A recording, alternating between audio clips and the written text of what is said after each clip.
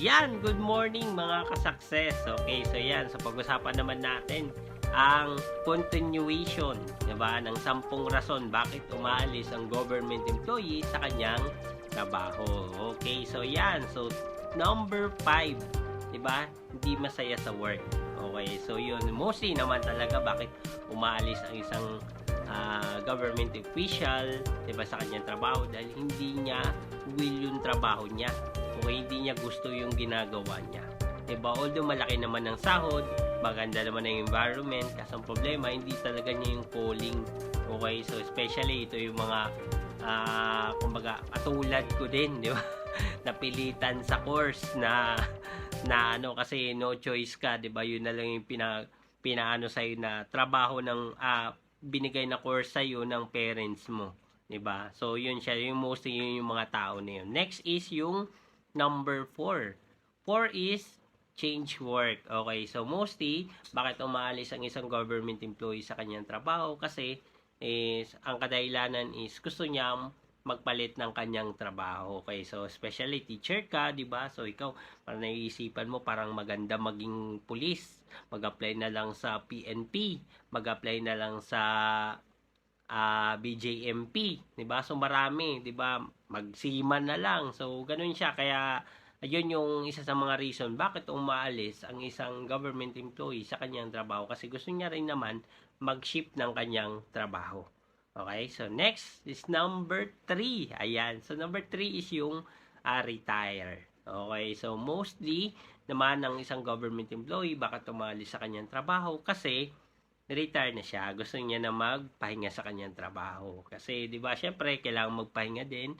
Bigyan mo ng time yung sarili mo. Di ba? Sulitin yung natitira mong buhay dito sa mundo. Ayan, di ba? So, yun. Next naman natin is number 2. Ito yung paborito ng lahat. Di ba? Is, mostly, bakit umalis ang isang government employee is toxic environment. Okay, so yun siya. Maganda naman ng trabaho, gusto mo naman ng trabaho, kaso ang problema, yung ka-workmate mo, napaka-toxic. Yung environment na pinagagalawan mo, napaka-toxic, 'di ba? So, yan yung isa sa mga na-experience ko before when I was in a public, 'di ba? So, yun, there's a conflict talaga sa government, sa ano talaga. So, which is hindi naman talaga may iwasan na kahit saan ka pumunta, talagang meron talagang toxic, 'di ba? Katulad ng katabi mo, joke lang, 'di ba? So, yun siya. So, mostly na kung bakit umaalis ang isang government employee, kasi toxic yung kanyang trabaho, yung mga katrabaho niya. 'Di ba? So, kaya naisipan niya umalis na lang din sa trabaho niya.